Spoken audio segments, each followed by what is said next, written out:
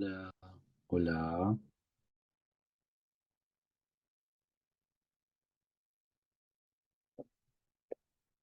muy buenos días a todos. Muy buenas noches. Hoy les vengo a presentar el laboratorio sobre capacitancia. Entonces, pues a mí me resulta fundamental primero aclarar qué es capacitancia. Y pues esta resulta ser la relación entre la carga máxima Q que puede almacenarse en un condensador y el voltaje aplicado V a través de sus placas. Esta, en otras palabras, nos puede dar la fórmula sencilla de capacitancia igual a la carga dividido el voltaje. Bueno, entonces, ah, como vemos a nuestra izquierda, está el capacitor. Hay un circuito donde hay un capacitor conectado a una batería o pues la fuente. Eh, y pues este capacitor es un dispositivo que sirve para almacenar temporalmente la energía. Entonces, como vemos acá cuando vemos el voltaje, cómo fluyen los electrones. Eh, si lo ponemos acá, podemos ver que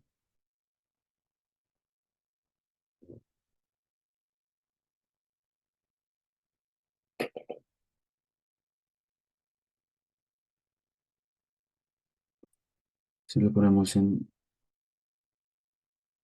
1,5 voltios, podemos ver que los electrones fluyen de esta manera.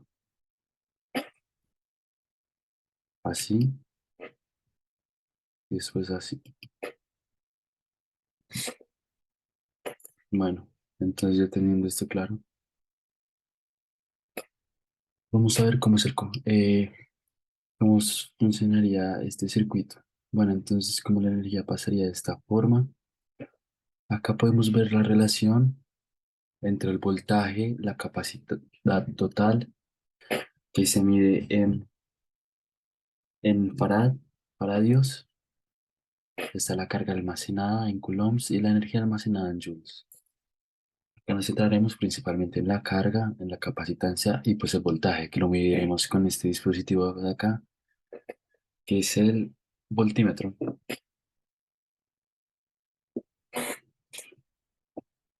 Bueno, entonces, si acá movemos la capacitancia, podemos ver que la carga almacenada, hay una relación intrínseca entre estos dos, ya que pues como se ve en la fórmula, es una relación directa. Mire, cuando uno baja, el otro también debe bajar. Entonces, si bajamos la capacitancia, la carga almacenada también baja y pues el voltaje se mantiene igual porque es una variable independiente. Las otras son variables dependientes. Entonces, si subimos la capacitancia, pues sube la carga. Eh, en cuanto al voltaje, pues lo podemos obtener. eh, el voltaje va a ser 1,5 voltios, como lo vemos acá, 1,5 voltios. Y después ya, después de acá, pues daría 0 voltios, porque este capacitor está usando 100% de la energía. Y en estos circuitos que son en serie, eh, la, pues la carga almacenada es igual en todos los circuitos en serie. Y pues si ya nos vamos a los circuitos en paralelo, sería el voltaje. Entonces, bueno, eh, lo que vamos a hacer siguiente sería, eh, un segundo, por favor.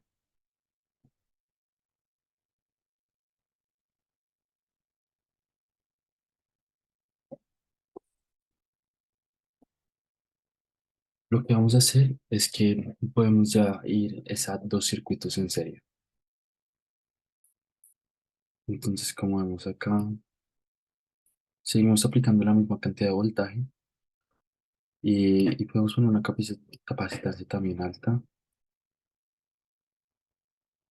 3 por 10 a la -3. Pues esto resulta ser una menor capacitancia, de hecho, ¿no?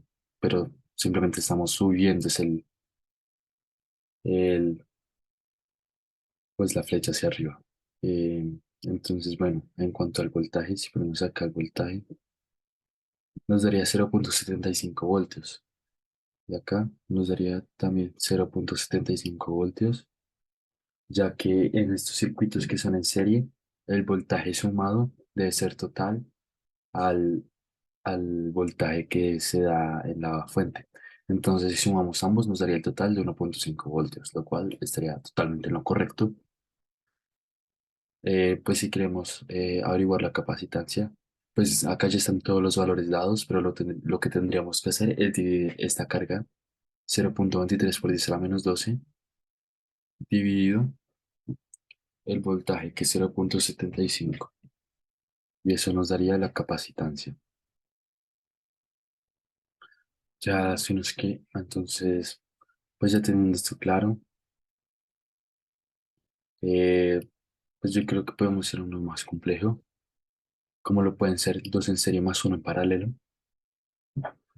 Entonces, bueno, lo que se hace en este circuito, eh, si queremos descomponer este circuito, lo que primero sería es sumar estos dos capacitores en serie. Entonces resultaríamos con un capacitor acá y después estos dos en paralelo. Y esto nos daría un solo capacitor. Entonces, para averiguar otra vez el voltaje, pues si ponemos acá esto, tenemos 0 voltios. Pero si lo ponemos acá, tenemos 0,75 voltios.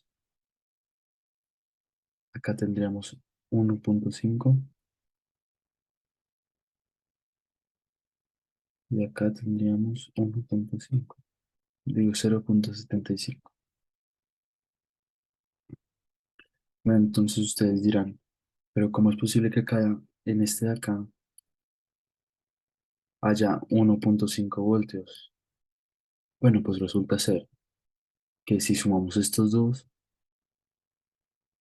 si como vemos acá es 0,75 voltios y acá de igual manera es 0,75. Si lo sumamos es 1,5 y ya nos quedarían dos capacitores en paralelo. Y en estos el voltaje resulta ser igual. Entonces, acá no se necesita sumar, sino que como es 1,5 voltios, pues el capacitor final tendría 1,5 voltios, lo cual correspondería al, al total de energía que está dando la fuente. Entonces, de igual manera, si modificamos la capacitancia, pues esto cambiaría el voltaje. Ahora podemos ver que tenemos 0,484 y por ende este capacitor de acá arriba debería tener más de 0,75. Ahora tendría 1,016 para compensar el voltaje que quitamos acá, pues se le suma acá. Ya como lo que había explicado anteriormente, si pues bajamos la capacitancia, se modificaría la ecuación y esto resultaría pues en diferentes cantidades eh, para que todavía se mantenga el voltaje adecuado. Y pues nada, muchas gracias por prestar atención. Nos vemos otro día.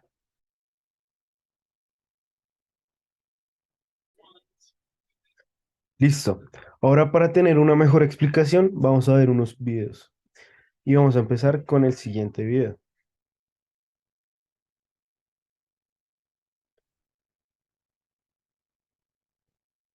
¿Dónde está el objeto rosa?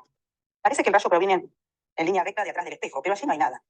La luz proviene de un objeto real, se refleja en el espejo, forma una imagen que llamamos virtual. La vemos detrás del espejo, pero la energía no proviene de allí. ¿Puedo ver la reflexión de un objeto si no está enfrentado al espejo? Veamos que hay un haz que sale del objeto y recién el que se refleja en un borde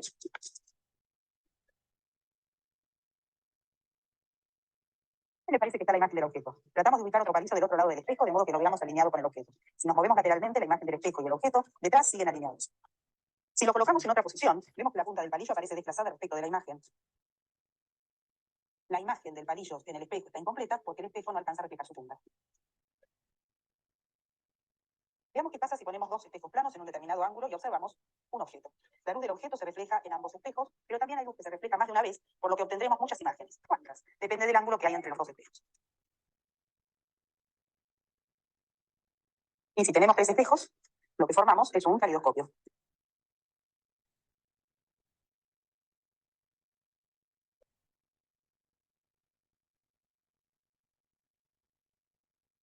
Para una reflexión en distintas superficies usaremos este dispositivo que tiene una cara plana, una cara cóncava y una cara convexa.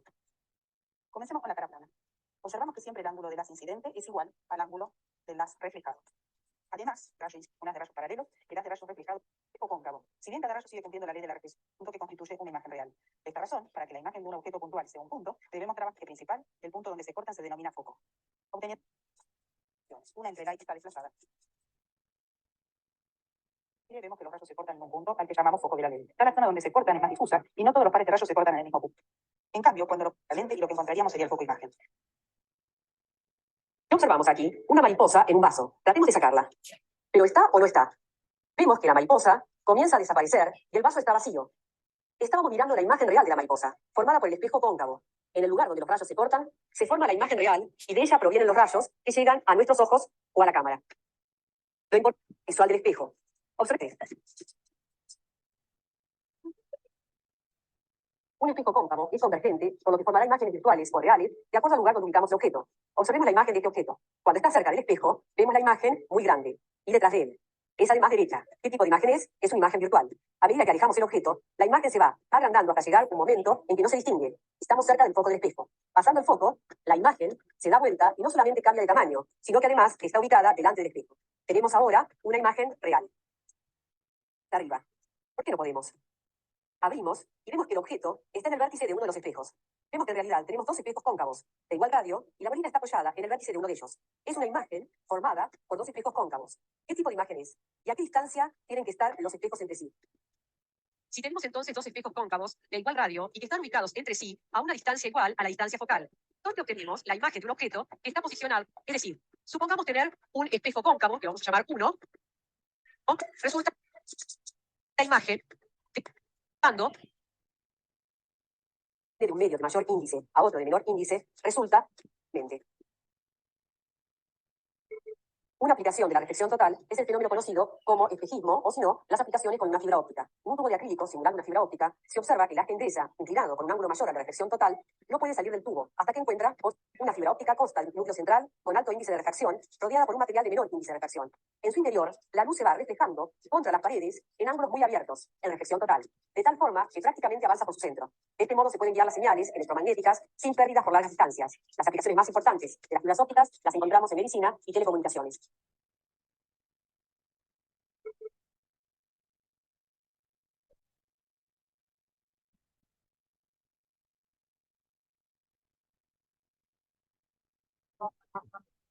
Listo. Entonces, como acabamos de ver, la óptica geométrica es una rama de la óptica que se enfoca en el estudio de los fenómenos ópticos relacionados con la propagación de la luz en línea recta y la interacción de la luz con objetos y superficies.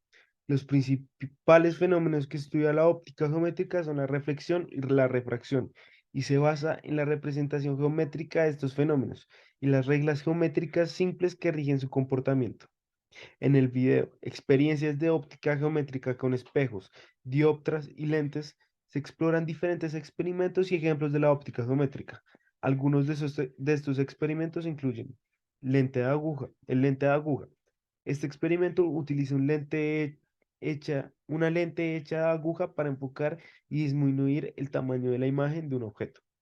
También hay un experimento que es el espectrómetro casero, el cual crea un espectrómetro casero utilizando una rejilla de difracción y una fuente de luz para observar el espectro de colores producido por la interferencia de las ondas de la luz. También hay un experimento que se llama dos espejos y 360 grados. Este experimento utiliza dos espejos para formar una imagen amplia de 360 grados alrededor de un objeto. Y por último, vemos el experimento de refracción, donde en el experimento se muestra cómo la luz cambia de dirección al pasar de un medio a otro, como el aire al agua y cómo esta propiedad se puede utilizar para enfocar la luz en sistemas ópticos. La óptica geométrica es fundamental para comprender y mejorar el funcionamiento de dispositivos ópticos como telescopios, microscopios y lentes correctivas. Además, permite el desarrollo de leyes generales para la luz no visible, como la infrarroja y la ultravioleta. En resumen, la óptica geométrica es una rama de la óptica que estudia los fenómenos de la luz y sus interacciones con objetos y superficies mediante representaciones geométricas simples. Los experimentos y ejemplos mencionados en el video, experiencias de óptica geométrica con espejos, dioptras y lentes, ilustra cómo la óptica geométrica puede utilizarse para comprender y aplicar conceptos ópticos en el mundo real. Bueno, ahora voy a presentar mi video sobre lentes convergentes y la refracción. Entonces, vamos a analizar este experimento, pero primero veamos el video.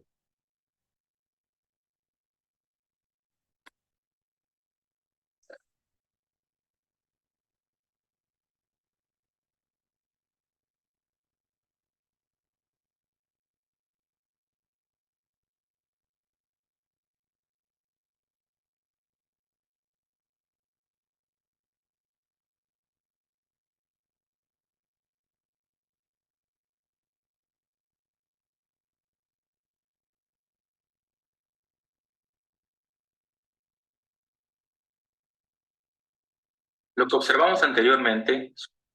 Ok, para este experimento hay que tomar un vaso de agua transparente y llenarlo hasta aproximadamente 3/4 de su capacidad. Después colocar un trozo de papel con una flecha dibujada dentro del vaso o atrás del vaso, asegurándote que la flecha esté orientada hacia la derecha o hacia arriba cuando mires el vaso desde afuera. Ahora, mira el vaso de agua desde arriba directamente sobre la flecha o desde el frente. Veas que la flecha dentro del vaso parece invertida, apuntando hacia abajo o hacia la izquierda en este caso, en lugar de hacia la derecha o hacia arriba. Esto ocurre debido a la reflexión de la luz cuando pasa del aire al agua. La refracción es el fenómeno en el que la luz cambia de dirección cuando pasa de un medio a otro con una densidad diferente. En este caso, la luz que sale del papel y entra en el agua se refracta, lo que significa que su dirección cambia. La luz que llega a tus ojos desde la flecha dentro del agua se refracta dos veces, cuando sale del agua y cuando entra en tus ojos. Estas dos refracciones hacen que la imagen parezca invertida. Es importante tener en cuenta que la refracción solo ocurre cuando la luz pasa de un medio al otro, con una densidad diferente, como el aire al agua o el agua al vidrio. Si la flecha estuviera fuera del agua, vería normal ya que no habría reflexión significativa. La flecha dentro del vaso de agua parece invertida debido a la reflexión de la luz al pasar del aire al agua. Esta ilusión óptica es un ejemplo interesante de cómo la luz puede ser afectada por los medios a través de los cuales viaja. El experimento también puede concluir la exploración de las características de los lentes convergentes, como su distancia focal y cómo afecta la imagen proyectada. Por ejemplo, al mover la pantalla hacia adelante o hacia atrás desde el punto focal, se pueden observar cambios en el tamaño y la nitidez de la imagen.